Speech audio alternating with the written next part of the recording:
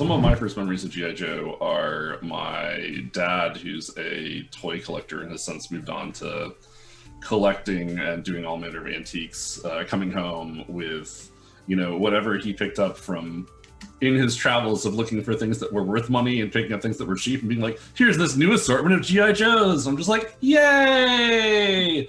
And it was always, there were so many characters and there were so many different types of people that you could make, you know, these crazy teams out of soldiers with all kinds of backgrounds and skin colors and diversity and things like that. And they could all work together to fight, you know, the same 5 Cobra figures that were like, you know, Cobra Commander in 2 different masks, and then like the 18 different various series of Cobra Soldier. So it was a lot of fun, and it was always one of the highlights of my childhood was like, what's going to be the new toys that Dad brings back when he goes off on his trip? So I turned 10 in 1981, and in 1981 there was not a whole lot of entertainment aimed at girls that wasn't Barbie. So G.I. Joe was one of the few places that you could find lady heroes. So Lady J, Baroness, were kind of really important to me as people I saw on the cartoons. So can I answer this? Yeah, for no, you? go for it. Are you going to tell the story with the thing? Yeah. Yeah, okay, here we go.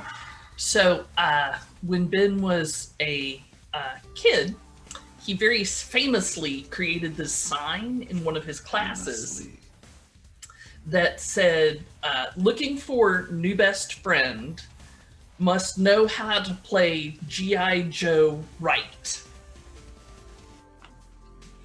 True story. Absolutely a true story. It is. It's 100% true. I can't live that down. No.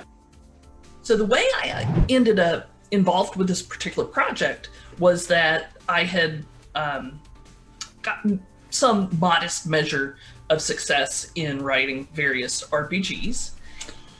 That's a little humble, but okay. Any award winner, Paige Lightman. All right, let me start over. So the way I got involved with the G.I. Joe project was because I had won a Silver Emmy for some writing for the Uncaged anthology, and I am a very forward voice for women in RPGs and was asked to write for the G.I. Joe experience. And fortunately, since Ben and I are married, anytime any one of us is writing, you get both of our brains, and I knew Ben would really be thrilled to get a chance to participate in this. Yeah, and I was. G.I. Joe for me, so I'm really big into Dungeons & Dragons, and G.I. Joe was Dungeons & Dragons before there was Dungeons & Dragons for me. Very true. I wasn't around for the D&D cartoon, and even if I was, I don't think it would have mattered as much, but with G.I. Joe, you have all these characters that are, regardless of their background, race, ancestry, creed, gender, all bring a specialization to the table that is needed to overcome the mission. Similar to when you're going into a dungeon, you don't want a party of all 4 clerics. You want to diversify your group, and you want to make sure that you have an expert, regardless of where they come from, that can work as a team together to overcome Cobra or a Sararak. So the dynamic of writing together with someone else, with sharing my life and a large part of my brain space with someone else, is that I can always be like, hey, what if we tried to do this certain thing, but we want to make sure there's design space for this other thing, or hey, I need to balance this idea, and I can immediately turn to Paige, who will have either the answer because she's so smart, or she'll be like, well, what about this other thing? And then it basically is like having writing is so often when I'm writing alone is this idea of trying to keep these desperate pieces together, and working with Paige is like having a second monitor where I've got, you know, a whole nother set of things that can plug in when she's like, hey, what about this thing? Or have you tried doing this? Or, hey, I'm working on blah. And then I can provide answers for her. And it's just a wonderful collaborative way of putting games and stories together. And we were really excited to have the opportunity to share that with Ryan Costello, who is a G.I. Joe expert. While I grew up with G.I. Joe and I love G.I. Joe, Paige and I are both game design, specifically D&D, and now a wide variety of game design experts. And so being able to marry our game design chops and Ryan's love of G.I. Joe was just this beautiful opportunity to work together to come up with something that's really heartfelt for the game community. And in Ryan, so like I'm a marine biologist for a living. I have a PhD in marine biology. I know a lot about marine biology. Ryan knows more about G.I. Joe than I know about marine biology. Like literally, I'll say something like, I think I want this power to work like this. And he's like, okay, in 1978, in the cartoon that only came out in San Francisco, there was one frame of this character that did this thing. And I'm like, okay. Yeah, but can we use it? Is that in the right continuity? And he's like, yeah. I'm like, all right, cool.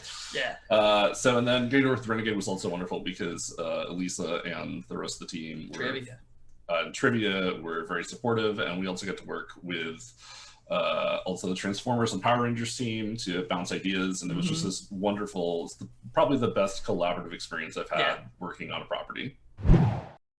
So I have been asked multiple times, how do you start doing the thing where the thing is working for a company that does games or writing adventures or writing supplements?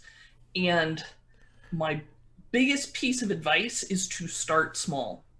Like there's a lot of like single page adventures that have that are a great place to start and to hone your skills.